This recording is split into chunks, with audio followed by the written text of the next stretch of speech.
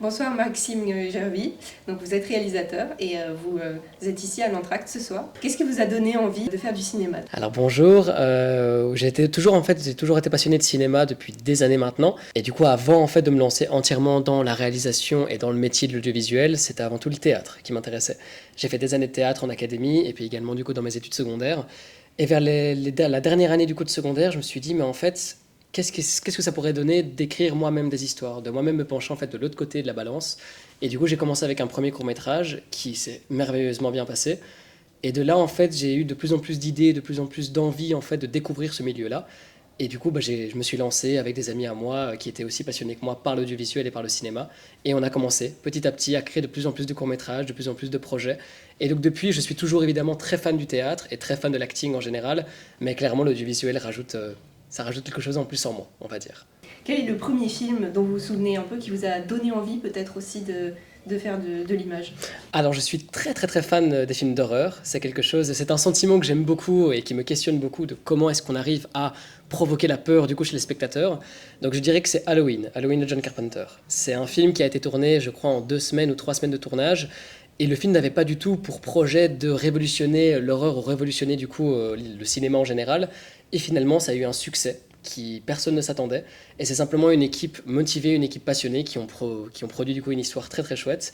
Et je crois que c'est ça que j'aime beaucoup aussi dans le cinéma, c'est qu'on est simplement une équipe de gens passionnés. Oui. On arrive à faire un projet qui va au-delà de nos attentes. Et si en plus les spectateurs sont contents du résultat, alors nous, on peut être que fiers, on va dire. Un métier passion, c'est certain.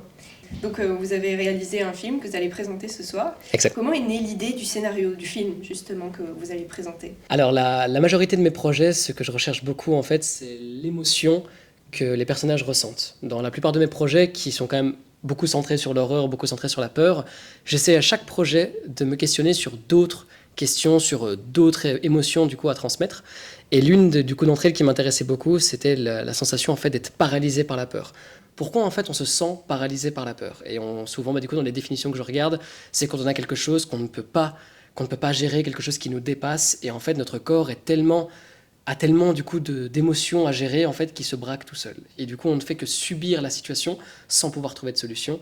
Et disons que dans cette histoire, il y a vraiment une métaphore là-dessus. Notre personnage, au lieu de fuir, au lieu d'essayer de trouver le plus possible des solutions pour survivre, il va au lieu de ça essayer de plus en plus s'isoler. Et cet isolement va du coup provoquer petit à petit sa perte, on va dire, sans trop spoiler. Donc disons que ça va aborder quelque chose d'assez angoissant au cours de l'histoire. L'horreur finalement, Exactement. Les retours aux bases. Et vous avez déjà de futurs projets après ce court-métrage? Oui, disons que du coup, mon comédien Mathieu Perret, il s'appelle, c'est quelqu'un que j'ai rencontré pour ce projet-là justement, et disons qu'on a déjà pas mal d'idées qui fluctuent et on en a déjà beaucoup discuté. J'aimerais bien un petit peu plus m'éloigner de la peur, on va dire. Là, j'ai quand même fait pas mal de projets qui se centrent sur ce sentiment. Mais l'humour m'intéresse beaucoup aussi, et même le drame, d'une certaine manière. Beaucoup de sentiments, du coup, tournent autour de ça. Donc disons que là, après ce court-métrage-là, qui pour moi est l'un de mes préférés et dont je suis le plus fier, j'aimerais bien me centrer un peu sur d'autres projets, d'autres ambitions. C'est diversifié dans les genres, etc. Exactement. Que représente pour vous, justement, un événement ici comme l'Entracte? En résumé, peut-être en un seul mot, je dirais passion. Je dirais que c'est une opportunité énorme, que ce soit pour moi ou même pour tous les autres réalisateurs qui sont ici, même réalisatrices. On a vraiment cette opportunité de découvrir des spectateurs qui vont peut-être être passionnés par nos projets, découvrir d'autres personnes qui sont passionnées par les mêmes choses que nous, peut-être même des futures collaborations, qui sait. Et je dirais que oui, c'est vraiment un endroit vraiment où on réunit que des gens passionnés, que des gens qui ont envie de montrer leurs projets à d'autres personnes. Et je suis vraiment très très content de pouvoir faire partie de ces gens aujourd'hui. Merci beaucoup d'avoir répondu à toutes ces questions. Merci à vous en tout cas. Et bonne entracte. Merci beaucoup.